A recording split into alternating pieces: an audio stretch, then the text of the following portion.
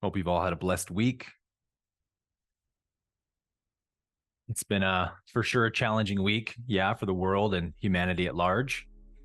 And that's why we should be all the more grateful to be aware of the divine presence within us, to be aware of love's presence in our life, and the fact that our own I am is the only governing power in our life, not the worldly principalities and powers, governments, people groups, ideologies. None of that has any power that is not given to it by my own I am. So we're living in a very opportunistic time to begin practicing and implementing the conscious use of I am. Wherever I place my attention is what I'm energizing and increasing in quality in my life. It's what I'm inviting into my life. And so, in these very challenging times for humanity, it's a great practice to be able to, on one hand, be aware of what's going on in the world, and be aware of where the service is needed, right? We can't just close our eyes to the outer world and say, oh, I don't pay attention to anything that goes on because I don't want to invite negative energy into my mind.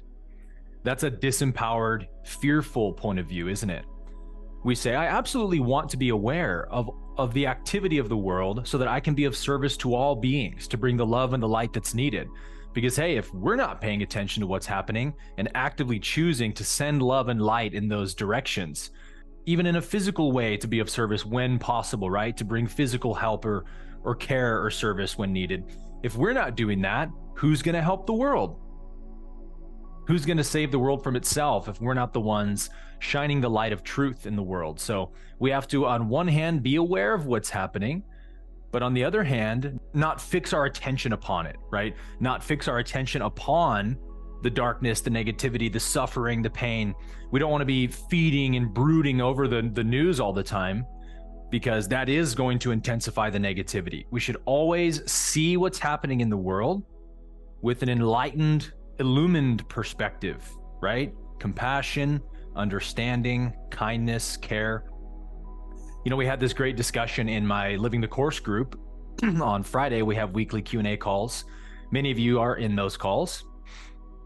And I brought up this point that we had done a little interview with Paul Selig, who's an amazing channel for some guides in the non-physical realm that bring through many incredible books and texts through him. And so he's also a good friend of Mark Anthony Lord. And we were talking to him about some of the books he's been channeling. And don't quote me on this, but I want to say it's from his book, The Book of Innocence, I think. We were asking him about this concept. And he said that his guides, the way his guides discuss the things that are happening in the world and what should our relationship be to the chaos, the war, the violence, the pain of the world.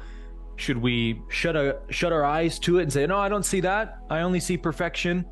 Or should we try to see the perfection in what's happening?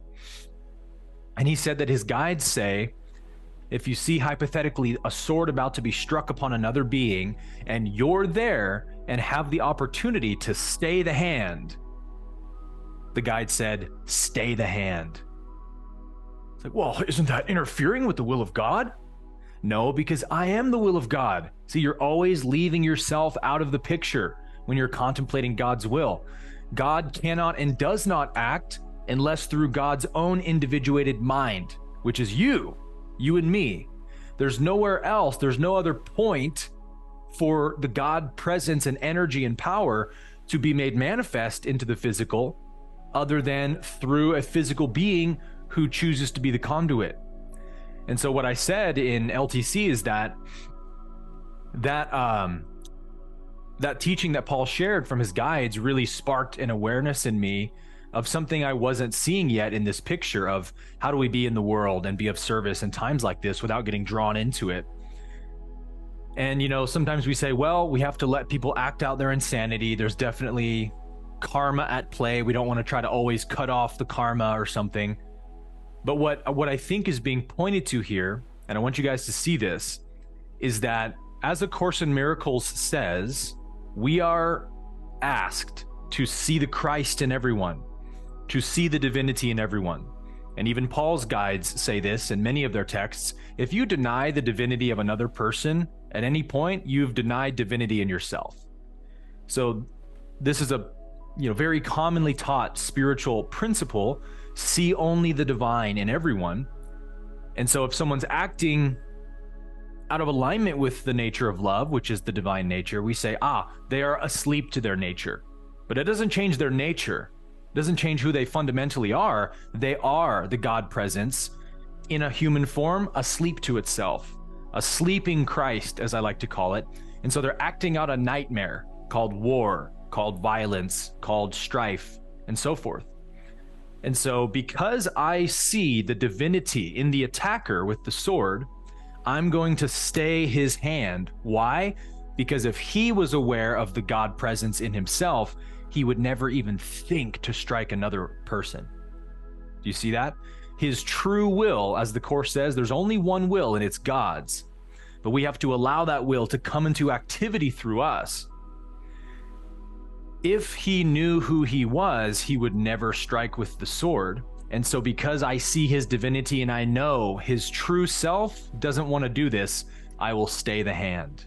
That's what love does, right? So I'm inviting the will of God, which is always for the good, the love, the protection, the safety, the preservation, and the well-being of all, right? That's always God's will. Never is it God's will to say, yes, I will that this person be struck down or in pain. Humans will that stuff, right? Out of our own ignorance of who God is, we say, I want to hurt that person. I want to kill that person. And so we do. And so we misuse the God energy. But it doesn't change the fact that there's only one energy acting. Are you guys tracking with that? Can you see the nuance there? It's only the I am power acting anywhere, but those who are asleep to it, who are not aware of it, misuse it for the negative polarity.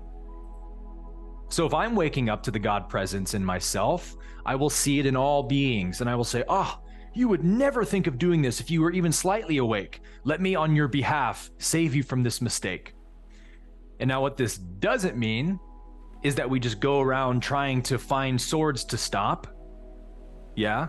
It doesn't mean we go make every problem our burden to solve.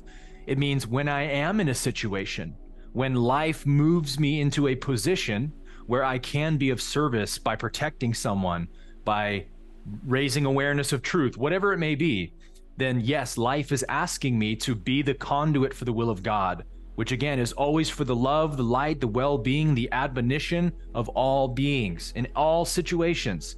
That's God's irrevocable will. And it's God's will that you know yourself. So I wanted to I feel like it's appropriate to be giving these caveats to what's happening in the world today and how do we apply the teachings here that we're learning to the world at large, because the world is our catalyst, yeah? It's not here to be completely ignored and abandoned. It's here to be utilized for our own evolution and polarization. And so it would be a great disservice to ourselves and to the world to try to shut ourselves off in this little box or bubble and say, well, we're just going to be over here practicing fourth density consciousness. Good luck, guys. Right? Not loving, is it? Not a loving fourth density way of seeing the world. When we're still in third density consciousness, then yes, we will have a deep need to get away from the world and I just want to escape the pain. And that's okay if we feel that. But we must understand that that's not the final destination for the spiritual path, right? There's a higher way of being in the world that allows us to be in the world, but not of the world, right? We're in the world in the sense of we're bringing our presence, our light, and our love to the world, but we're not being drawn into the thought system of the world, which is separation.